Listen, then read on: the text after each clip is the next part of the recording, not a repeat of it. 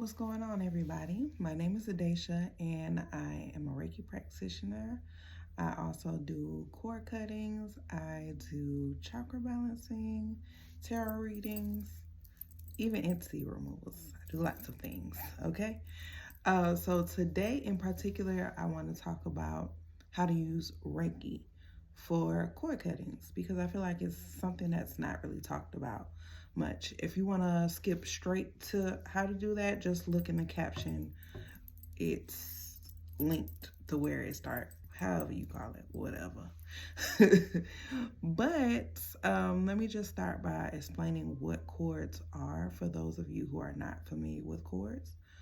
Cords are what connect us to other people, places, things, situation. They build up, like the more energy you put into something, the more love or hate, just energy in general that you put towards something, the more that cord starts to form and connect you with that thing. So what exactly is a cord cutting? Well, it's where you release those connections. So let's say you have a toxic coworker, you really don't want them to be around you, bother you, or anything. You cut the cord to them. And I will say cutting a cord to somebody cutting a cord from somebody doesn't always cut them out of your life, but it does give an opportunity for something different to happen. So if it's a toxic relationship, it gives it the opportunity to be more healthy. But like in an instance where, say, you've broken up with like an ex and like you think about them randomly, even if you don't want to be with them anymore, then it's highly likely, about 99.9%, that there's still a cord there. And anytime they think of you, you're going to think of them. When you think of them, they think of you. So a cord cutting can be very beneficial in that aspect. So today I'm going to walk you through my steps and how I utilize Reiki energy to cut the cords, okay? So the first thing you do is you need a method to detect the cords because not everybody can see the cords. If you can, great. Me, I can't. I have claircognizance, so I have more so a sense of knowing. So what I've done, me personally, I have trained my body to be able to detect a cord. And even if I'm not doing a scan for a cord, if I'm working in a particular area, like let's say I'm just doing a regular Reiki session and I'm working on your heart chakra, if there's a cord there, I'm going to know it without even intentionally trying. But what I have done was specifically ask my body I'll take my hand, let's say this is the person right here, I'll take my hand and just like this, I'll ask that I feel pressure wherever there's a cord. So if I'm scanning like this and all of a sudden it feels like it's some pushback, I know it's a cord there. I forgot to add that you don't want to just cut any cord, okay? With me personally, I'm already trained to not detect the cord unless it's ready to be cut. So if you haven't worked your way up to that, then you need to be very specific before you start, or even start the first time. Like, hey, this is how I want to detect a cord. When I come across and I feel pressure, that means the cord is ready to be cut. Okay? So just want to add that on. Yeah.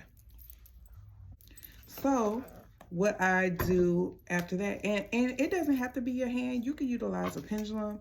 And if you want me to talk more about how to utilize a pendulum in your Reiki, feel free to comment below because I'll make a video on that.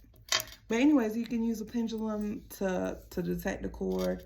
Maybe you can just hold it over and be like, I want you to swing in a circular motion whenever there is a cord present.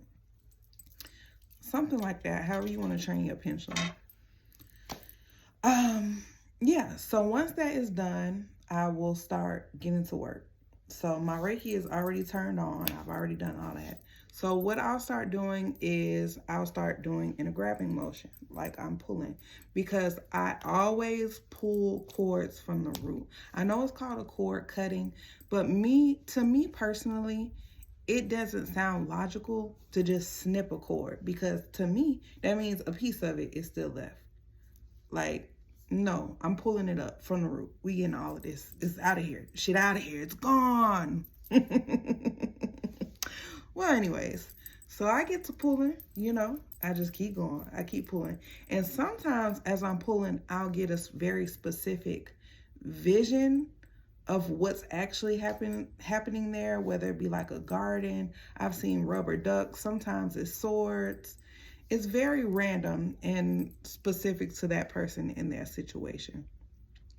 If it is like, let's say for instance, one time I did see rubber ducks on somebody as it presented as cords or whatever. So I was trying to gather them and I couldn't quite gather them. So in my mind, I had to speak to the person and let them know that it's okay to release it. And as I did that, then I was able to gather them and get them out. And you always want to make sure whenever you're pulling off something, you're not just throwing it out into the ethers. So I have what's called a cosmic recycling bin. When things go in one way, they come out another. So I'll collect everything and I'll put it in there and allow it to be transmuted. Because yeah, you don't want stuff to just hop up on somebody else. Okay? So yeah, I'll keep pulling until I felt like I've got everything. And then I'll go back with my hand.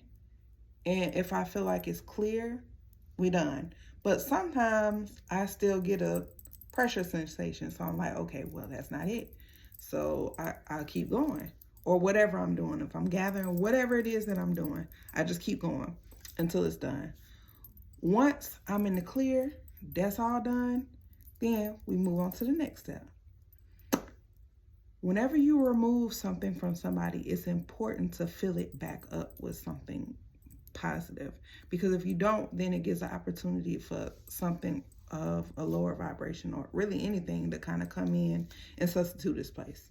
So what I do is I'll hold my hands over the spot or directly on it, whichever your choice. And I fill it up with Reiki healing white light. I fill it all the way up to fill in the gaps.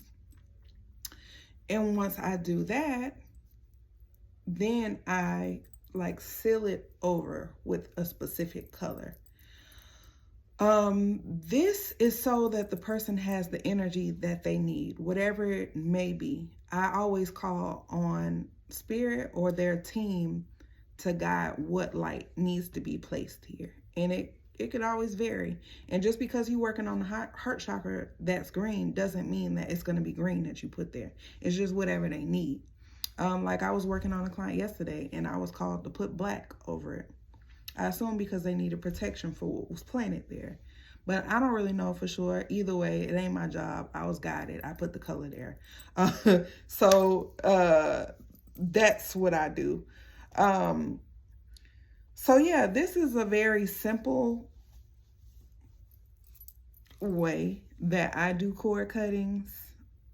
If y'all have any questions, feel free to drop them below. If you need another video explaining more thoroughly how I do it, even better, I'll do that too. Let me know below. But yeah, again, my name is Adesha. Feel free to give me a follow on Instagram. I'm also on TikTok. I'm not on Facebook though. Yeah, and you can find the link to my website below if you need a personal session, if you need some cord cutting yourself. So until next time, thank y'all. Peace.